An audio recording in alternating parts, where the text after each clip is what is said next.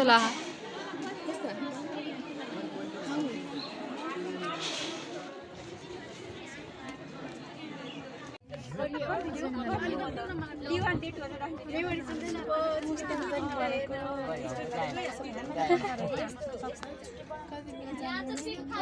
Time लाग्यो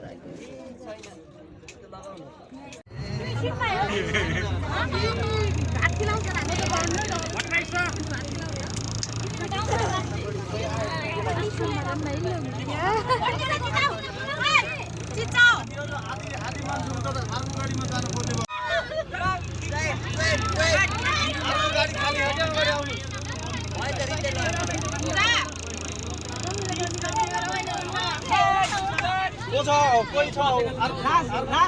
last seat चाहिँ seat खाली गरेर तीसजना किनभने भोलि हामी पोखराबाट 30 जनै लाने हो त्यहीबाट 30 जनै हुनुपर्छ 30 जना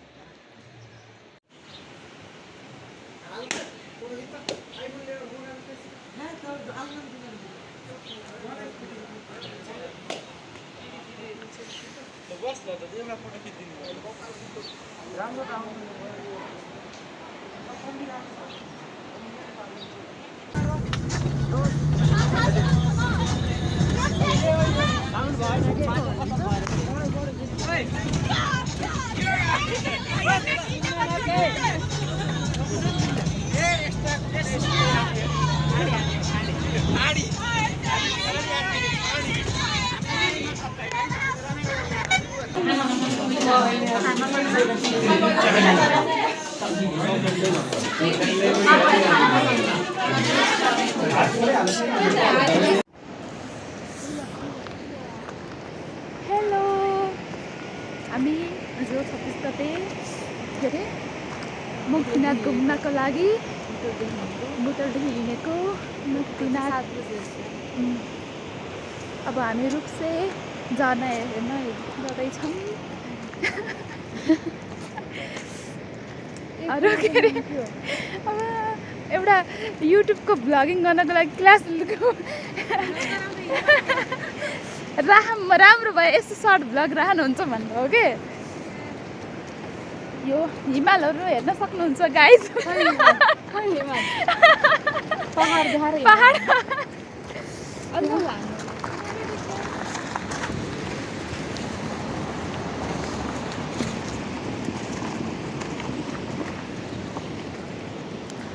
अब हामी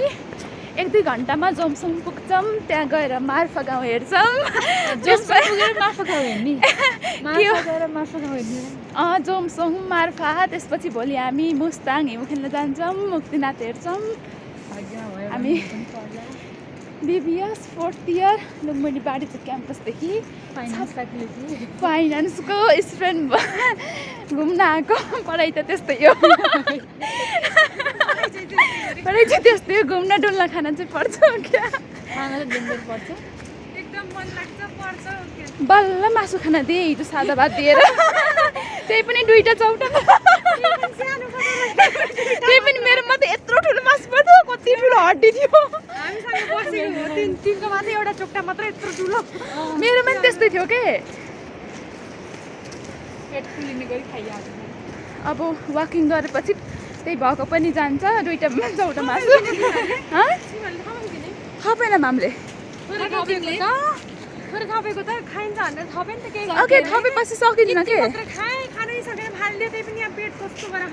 त ग्यास्ट्रिक भएर एकतासी फुल्यो अब औषधि खायो भने चाहिँ ग्यास्ट्रिकको साँझ त अहिले त खानामा भ्लगिङ गर्ने मान्छे जानेको र अर्कै लाजे मान्थे यही लगाइकिन कति बेला चेन्ज गर्ने तिमीलाई क्यामेरा छ कि खबर अरे मैले यो हातले कस्तो अप्ठ्यारो भएको के किन भ्लग बनाउने कि 2 घन्टाको फिल्म बनाउने हो र यसलाई कट गर्ने हो नि त कट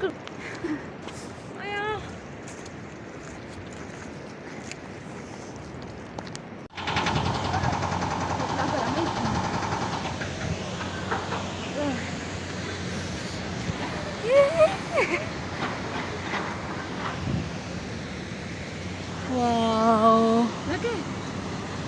हामी रुप्से झरनामा पुग्दै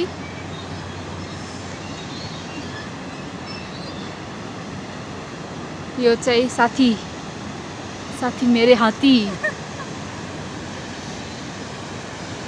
देखेँ हाँ लेखेको थिएँ म एडमिसन ओपन भन्दै उहाँ हेर न ल्याउ मैले एउटा उस गराएको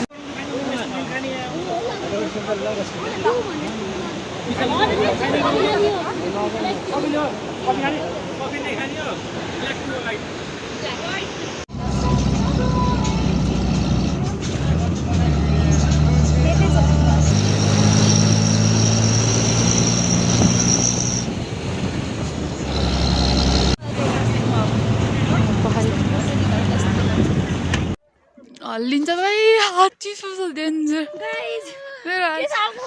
ठिकै छ तिम्रो भन जाडो भयो बिस्तारै हिँड्ने हात निलो भयो नाक त कहिले रातो त नहुने नाक पनि रातो भयो तर डेन्जर हल्लिएको आउँछ भिडियो त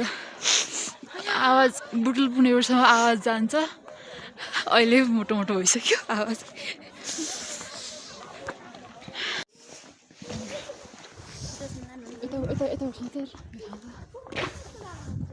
हेलो गाइस हामी मुक्तिमा दर्शनको लागि हिँड्न गइरहेका छौँ हात निलो छ दाँतमा आइस राखेको जस्तो भयो। हातले त केही फिलै भएन कि केही छोपेको पनि हातबाट नि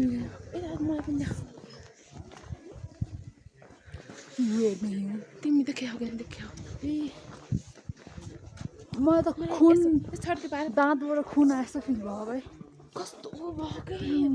जाडो भयो दाँत कस्तो खुन आए जस्तो फिल भयो यत्तिकै नाक पनि चिसो भइरह